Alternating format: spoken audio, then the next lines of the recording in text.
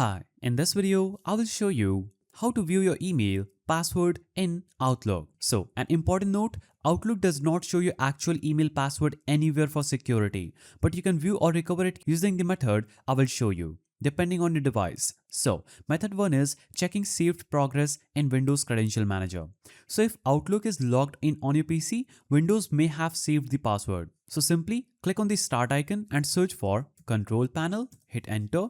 Now, click User Accounts and choose Credential Manager.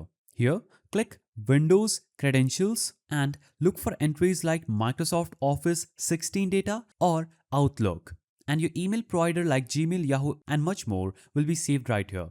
Click the saved credential that you want to search for. Now, select any credential that you want to see the information for and click Edit.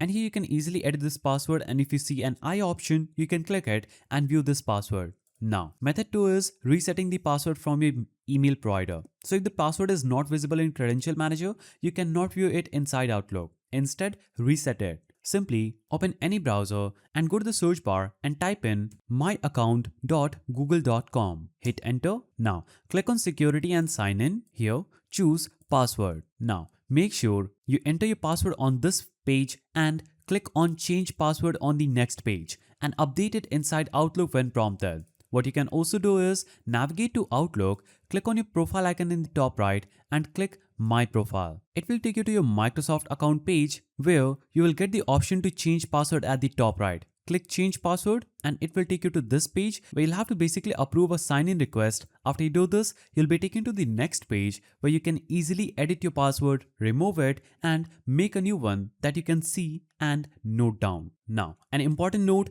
Outlook never stores or displays your email password directly. You can only view it through Windows Credential Manager if saved or reset it from your email provider. If you found this guide helpful, please don't forget to give it a thumbs up and thanks for watching.